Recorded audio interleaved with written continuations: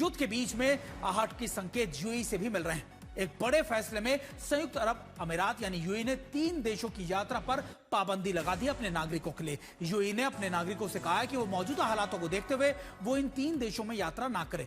उसमें Iran, Lebanon और Iraq, ये तीनों देश शामिल है। विदेश मंत्रालय की ओर से जारी एडवाइजरी में कहा गया कि यूएई ने सभी नागरिकों को इन 3 देशों में इस वक्त तो तुरंत यूएई लौटने के आदेश दिए। यूएई का ये कदम इस दौर का संकेत देता है कि ईरान के खिलाफ कुछ ना कुछ बड़ा होने वाला है।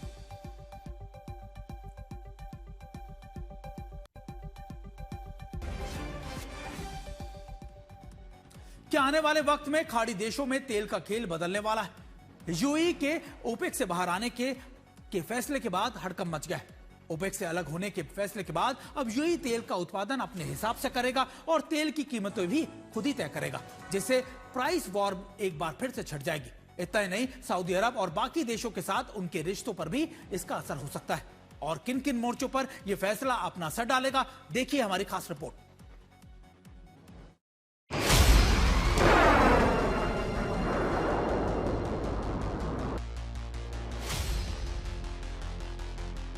खाड़ी में बदलने वाली है तेल की तस्वीर। ओपेक से बाहर निकला यूएई बदलेगा अपनी तकदीर। बनेंगी नई पाइपलाइन, कम होंगी तेल की कीमतें। बाकी देश भी होंगे पाबंदियों से आजाद। बड़े बड़ों का खत्म होगा राज। हुर्मुज़ में हाहाकार अभी थमा नहीं है। ऊपर से शांत दिखती लहरों में अंदर इतना उफान है कि दुनिया भर की अर्थव्यवस्था हिचकोले खा रही है। ऊपर से महायुद्ध का खौफ वहां फंसे और वहां से गुजरने वाले हर जहाज पर 24 घंटे मंडराता रहता है। आशंकाओं की इस आफत से खुद को बाहर निकालने की कशमकश कई देश कर रहे हैं अपने अपने तरीके से। इनमें यूएई ने एक अलग ही तरीका खोज निकाला है। यूएई ने तेल के इस खेल को अब अपनी ताकत पर खेलने का फैसला किया है। उसने आज से ओपेक से बाहर निकलने का फैसला किया है। ओपेक यानी organisation of petroleum exporting countries, यानी खाड़ी देशों का तेल निर्यात से जुड़ा सबसे बड़ा संगठन। यूएई के इस कूटनीतिक फैसले से खाड़ी देशों की राजनीति और अर्थनीति पर अच्छा खासा असर पड़ने जा रहा है, क्योंकि आने वाले वक्त में जब ईरान युद्ध खत्म हो जाएगा तो यूएई ओपेक की कोटा सिस्टम वाली पाबंदियों से बाहर निकलकर अपने तेल को अपनी मर्जी से अपने दामों पर अपने सिस्टम के तहत बेच पाएगा। जाहिर है उसका ये फैसला बाकी देशों के साथ उसके राजनीतिक और आर्थिक रिश्तों पर भी होगा, खास तौर पर सऊदी अरब के साथ। इसके अलावा खाड़ी में फिलहाल मौजूद तेल उत्पादन की बड़ी ताकतों के व्यापार पर भी असर होना तय है। जहां तक ओपेक का सवाल है, यूएई 1967 में इसमें शामिल हुआ था और इसके बाहर होने के बाद अब 11 सदस्य रह जाएंगे। वहीं ओपेक प्लस में इनके अलावा 10 गैर ओपेक सदस्य भी हैं, जिनमें रूस भी शामिल है। जानकारों का भी मानना है कि यूएई के इस फैसले से खाड़ी में तेल की तस्वीर बदल सकती है।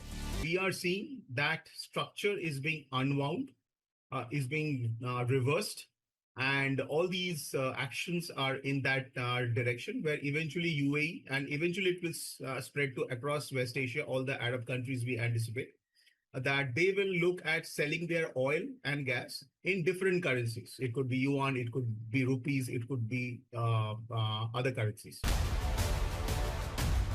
फिलहाल यूएई अपने इस फैसले से खुश है और देश में खुशहाली बढ़ाने के लिए इस फैसले को अंजाम तक पहुंचाने की कोशिशें शुरू कर चुका है।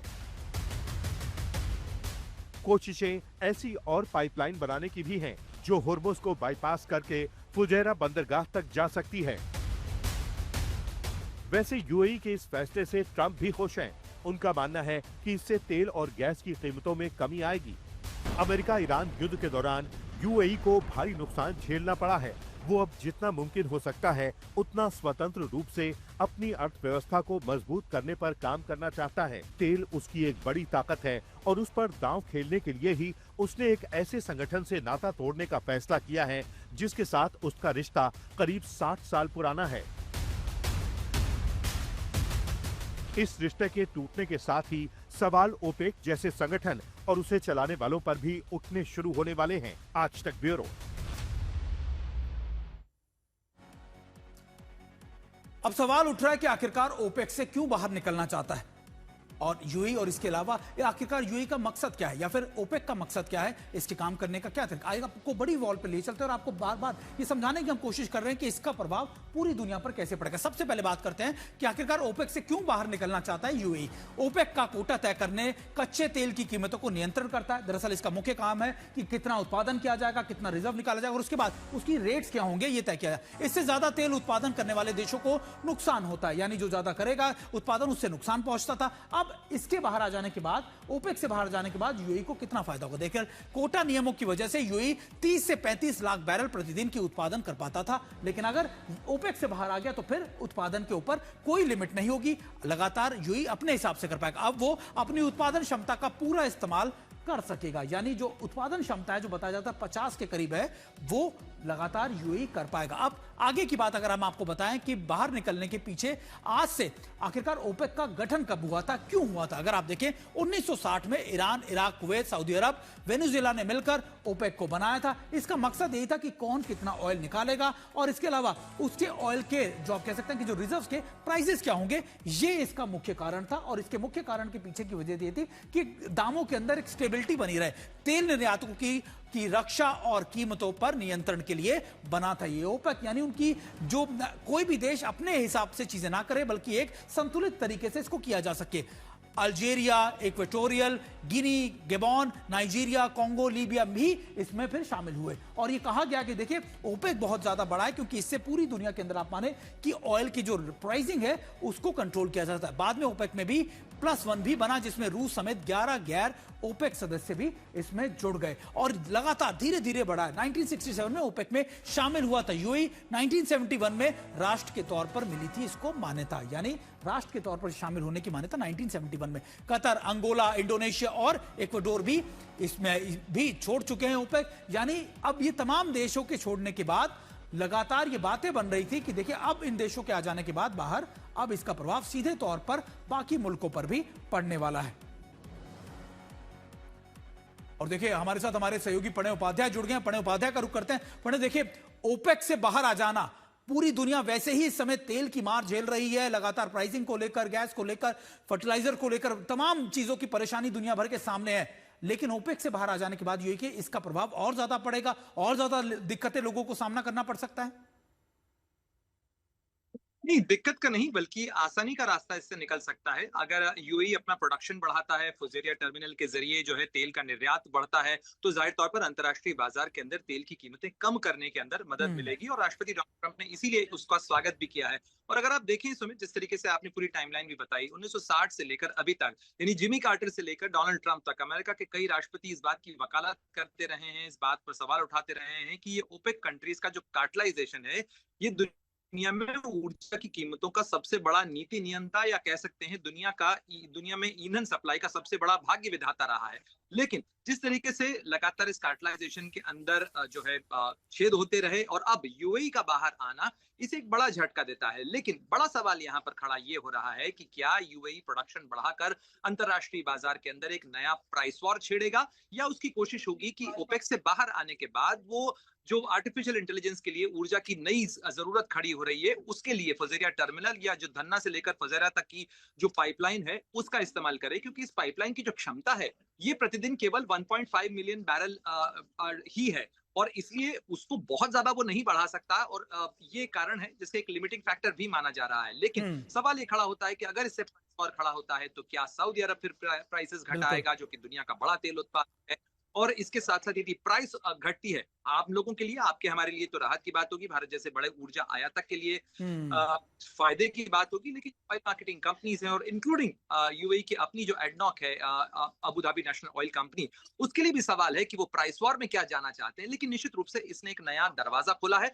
भारत के लिहाज से मैं एक पॉइंट जरूर कहूंगा सुमित यहाँ पर कि भारत के और यूएई के रणनीतिक संबंध काफी मजबूत हैं। ऐसे में यदि भारत के टर्मिनल्स के लिए या भारत के ऊर्जा सप्लाई के लिए फुजेरा टर्मिनल से तेल सप्लाई का एक नया रूट खुलता है जो कि ओपेक के की प्रतिबंधों या ओपेक के नीति नियंत्रण से बाहर है, तो निश्चित रूप से भारत के लिए ये एक अच्छी खबर भी होगी और शायद यही वजह है कि प्रधानमंत्री मोदी जो है वो अगले 2 हफ्ते में यूएई का एक दौरा भी करने वाले हैं।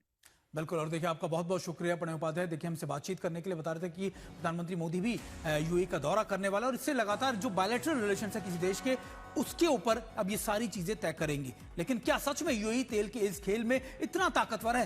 क्या उसके पास इतना उसके फैसले से उथल पुथल मच सकती है? आइए आपको दिखाते हैं कि दुनिया के टॉप 10 तेल उत्पादकों में कहां है यूएई, यानी कौन कौन से आप कह सकते हैं कि देशों के अंदर यूएई का नंबर कहां पर आता है। अगर आप देखें, सबसे पहले हम आपको पहले भी बता चुके हैं, वेनेजुएला दुनिया का सबसे बड़ा देश है जिसके पास ऑयल रिजर्व सबसे ज्यादा 3.303 अरब बैरल के करीब इसके पास है। उसके बाद आता है सऊदी अरब, उसके बाद आता है ईरान, तीसरे नंबर फिर इराक, यूएई करीबन 5वें नंबर पर यूएई आता है। इसके पास करीबन 113 अरब बैरल की इसके पास कैपेसिटी है। इसके बाद कुवैत, रूस, लीबिया, अमेरिका और नाइजीरिया।